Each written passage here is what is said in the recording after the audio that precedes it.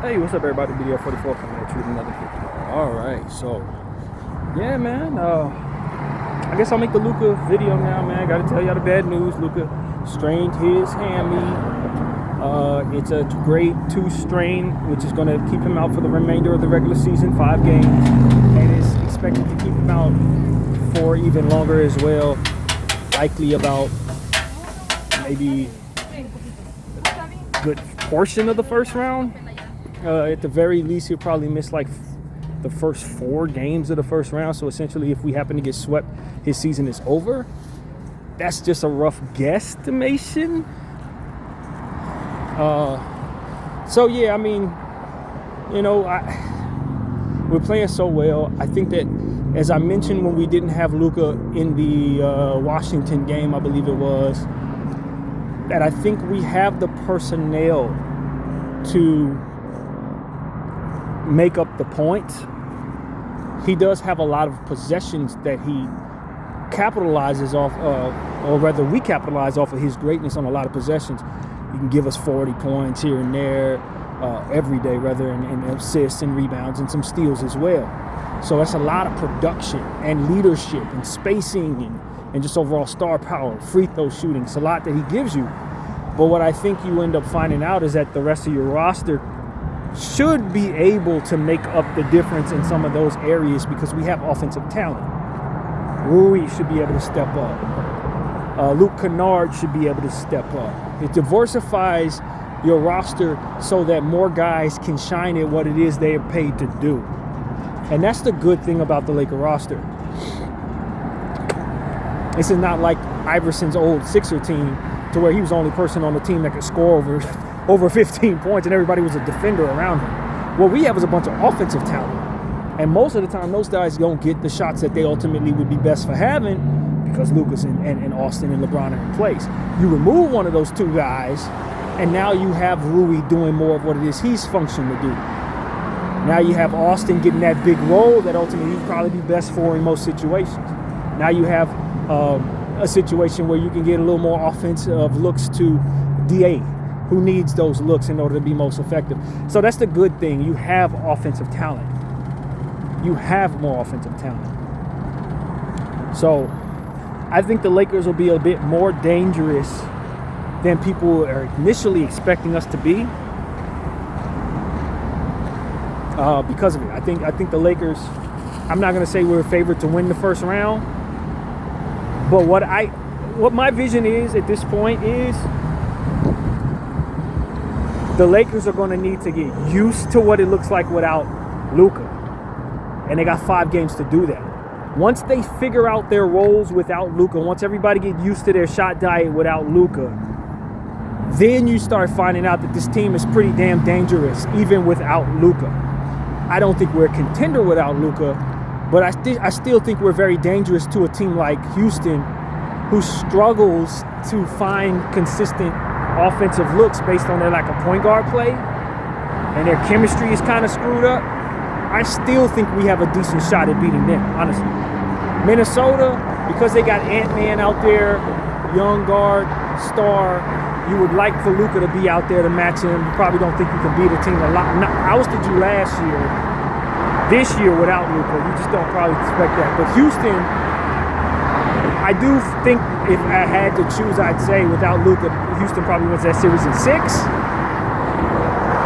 But I also think that Houston, having played as poorly as they had very recently, if they looked like that, we could probably still give them a run for their money without Luka Doncic if everybody functions the way they're supposed to function.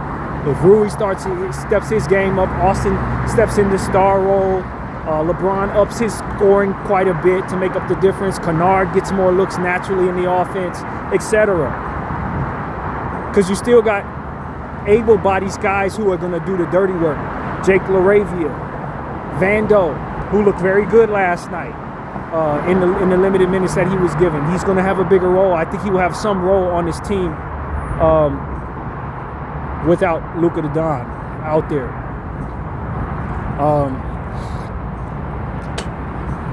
So that's really, I mean, it's not great. I do not favor us to get out of the first round without Luka Doncic.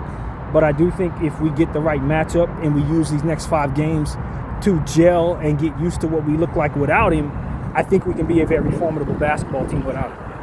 I think we can be very formidable, at least against reasonable talent. You ain't going to beat OKC. You're not going to beat Boston. You're not beating no great teams, but you can probably get a couple games out of that first round series and make Houston sweat a little bit. And that's the best you can ask for at this point. It's devastating, man. You want your team to be ready to go, man. And we've been playing such fantastic ball. Just 3 nights ago, I was saying we look like we could potentially be NBA champion contenders after that third quarter where we blitzed Cleveland and scored 45 points in the quarter. We've won probably somewhere close to like 17 of our last 20 games or something crazy like that. But this Luka injury, shoots us down to not being very good, man. It just is what it is. Shoots us down to not being very good. Luka's had a hell of a year, man. And I ain't mean that in a positive way. Yeah, he's been playing great on the basketball floor. But his off-the-court stuff has been crazy. Getting traded initially, and then all the stuff that came with that, and it was plenty. And then you think about, now he's come here and he's got some off-the-court stuff going on with his family situation. I think that he's found basketball to be a sanctuary to get his mind off of the things off the court. Now that has been snatched away, it's only natural to think that he's going to have to really focus on some of the tougher stuff that's going on off the court. And that's what makes this really devastating as well for Luka. It's like he's able to get his mind off of stuff. Now, injured, he has to focus on stuff. And so, life stuff is real, man. And for a guy that plays basketball as a sanctuary and excels in basketball in such a way that he can root his success on while going through whatever he's going through off the court, to see the court snatched from him is devastating, man. This is bad enough even when things aren't really going on in life like that. But when things are really going on, you hate it. You really want to keep being able to be in that sanctuary and giving yourself opportunities to root for something while things are not going well. I'm worried that because he has so much to consider off the court and this injury to heal from, that he may not have a great off season for conditioning. I'm worried he may have to focus on other stuff other than taking care of his body. And if that's the case, it could be a situation where we're looking at more injuries in the future, because he's already starting from behind the 8 ball in that regard, because he didn't really take care of himself leading up to this point. So I would tell Luka, man, basketball, you got to put a lot into your conditioning to get a lot out of basketball. And what you're paying for is sins of the past, bro. You're paying for these tear injuries, stuff like that. This comes from not having taken care of yourself for a long time.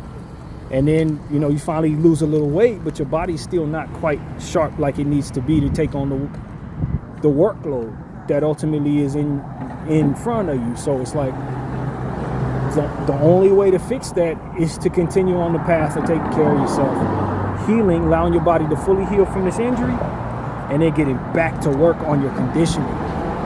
That way you give yourself basketball to play, more sanctuary in the future. You know what I mean? But if you don't take care of yourself, you take the sanctuary away. And that's how I would tell him. That would be exactly what I would tell him. Now, what you do in regards to diet and what you do in regards to conditioning will ultimately extend your ability to enjoy your sanctuary. And so, yeah, man, I feel for Luka, man. I feel for Luka. Obviously, there are a lot of people out there who say, "Oh, Luka's a millionaire. He got $100 million in the bank. How you feel for him?" Money is great, man. I have a balanced perspective on money. I think money can help with a lot of things. I think he's certainly in these situations feeling better about life with the money than without it. But I also understand that money doesn't solve everything, especially when you've had it for some time and problems start to come around. It's not new money. If a person's going through some tough times and then somebody drops a bag of money on their head, yeah, it can make life a lot better. You're going to enjoy life. When you've had money for about 7-8 years and these problems have been coming around over the last 2 years, you having money ain't going to help that at all. And that's a little more context, I think, for a lot of people to understand. That's probably present for Luka. It's not new money, man. He's had this money. And the problems came after he had the money. So it's like, I think he's had a wonderful season. Hopefully they grant him, his let me get my thought correct. His representative released a statement essentially saying that they were going to try to apply for some type of special process that will allow for the 2 games that he missed for his child to be born to kind of be wiped away as a means of him being eligible for all of the postseason awards that he's up for. He's had such a phenomenal season, and with this 65-game eligibility rule, if he misses the final 5 games of the season, he ends up being ineligible for all of this stuff, man. All of it. MVP, first team, and clearly with the 2 games missed because of the childbirth, if they were able to grant him that, then he would be eligible. So it's a very important thing for the NBA to kind of grant him this, say, yo, this is a special circumstance. His baby was born. Let's grant him them 2 days so that he could be eligible for first team All-NBA. Obviously, the MVP award is not going to go his way at this point, not after the OKC debacle. I think that kind of took him out of it. You can't have that type of performance against SGA prior to even getting injured in that game. That can't happen and expect to then be given the MVP. It's just that's not realistic. But first team, he should be able to be eligible for that for sure. I do think that this 65 rule, it has its pluses. I was listening to Adam Silver. He was saying, it's not working for some people, but it doesn't mean the rule is not working. It's just too strenuous. I think you should probably bring it down to 60 games. Shave 5 games off of it, and I think you got a sweet spot. Because at this point, 65 is too much, I guess, for these guys. A lot of these dudes who are playing great, they're not able to play 65 games. But if you shave it down to 60 or 55 games, you might still get the same dynamic. So I think they may feel like they're on to something, but I do think they need to scale it back. So that's just my take on it. Because guys like Cade Cunningham ain't going to be able to get nothing. Luka, these are some of the best players to play this season. We saw a good enough sample size to declare that. So they shouldn't be ineligible. So yeah, man, that's what's going on, man. Lakers, as I told you guys after that game, I felt like our season ended when that happened.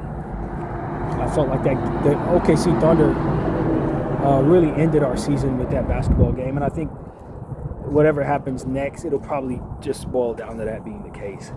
May make the first round, who knows, maybe something great happens, but it's not likely to happen. And because it's not likely to happen, you have to think that you went from being able to say that you were a championship contender against Cleveland in third quarter, so to speak, to ultimately not having a chance of getting out of the first round in a matter of just a game and a half. So worst case scenario, we're dealing with it. We're not running from it. I never thought we were going to win the NBA championship. I never was delusional in that way. So it's not as devastating as to have thought that, man, we have a chance. I never really did believe we have a chance. But I think we had lowered our expectations dramatically for this season, just based on how well the team was playing. And like I said, the souped up nature of a Golden OKC team that's probably not going to be beaten by anybody over the next several years. We're really looking forward to making a real run in these postseason, and we're really looking forward to Luka the Don doing great things this postseason, and that was all snatched away from us with this injury. So I'm unhappy about it, obviously, as a Laker fan, but for Luka fans, I'm sure they really are having a hard time with this. So, that's what comes to mind there. But, yeah, man, I don't know. That's really my reaction, man. Hopefully his body reacts well to the time off, and he's able to snap back into it. Hopefully we were able to last in the playoffs long enough to give him a fighting chance to get some playoff run in. I don't know if that's something you can bet on right now, but it's what we got, man. The way the Lakers have been very careful about injuries and how we've been handling people who've gotten injured, I wouldn't be overly surprised if Luka doesn't come back this season, even in the playoffs. Like as if to say they really weren't all in on this roster this year at all. We didn't build this team around Luka, and I'm sure we would like to build a team around Luka in the future. We have him under contract for multiple years, and I think that if you're looking at this from a long-term perspective, his future is much more important than what we're about to do right now, whatever it is, in theory. Now, if you thought we have a championship opportunity, then that's different. But if you are of the mindset like I am that we were never going to win the championship, and he goes down with this injury, there's a world where you don't necessarily care to bring him back if you're the ownership of this Lakers for this playoff run. What you want to do is have him heal up completely, get into the offseason, work on his conditioning in the offseason, and be ready to go for next season. And so, as somebody who tends to think outward as a Laker mind, and I'm often thinking about future seasons and the future of our franchise, I think that I had pivoted some to be in the moment with this team since they had been playing so well over the last month and a half. And you do have LeBron James, and he's been buying into this role, so you really want to capture what you can for LeBron, especially if this is going to be his last season as a Laker. It was going so well, you want it to go well. But if I'm thinking about this from a Walter perspective, I kind of just want Luka to be done with this season and now start focusing on next season, if I'm being honest with you. So I hate to be the bearer of that type of perspective, but I do think that's a logical perspective for a Laker front office. And we didn't really care too much about this season, to be honest with you. This team overachieved, and we would have been happy to see us run. But if it really comes down to our bottom line, it's Luka going forward and how he's going to lead our franchise. And if this injury is going to be something that lingers because we tried to have him play in this playoff, that's not really something we want. So I'm kind of good either way because I really think this team has played so well that if Luka does want to come back in the playoffs, I'm excited to see what this roster can do, what this unit can do, how far they can take it. Can they get out of the first round? Can they get out of the second round? I was excited about that. I am excited about that if we can get Luka back. But big picture-wise, like I said, we didn't build this team around Luka. This team is not built around Luka. This is a team that Luka was brought to. We've been bringing pieces to this team to make it make sense. But this ain't the vision that we actually have as a Laker franchise for what a team looks like around Luka.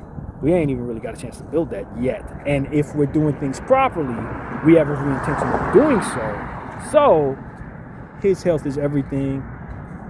Capturing every opportunity at the championship is very important. But if that opportunity goes away, pivoting toward next season should not be a difficult thing for this front office to do. So that's my take on things. We'll see what they say, but I have a feeling that's going to be what they say. So I'm almost at a 60% chance we don't see Luka at all for the rest of this season, playoffs included. BDO 44, I thank you all for watching. Wow.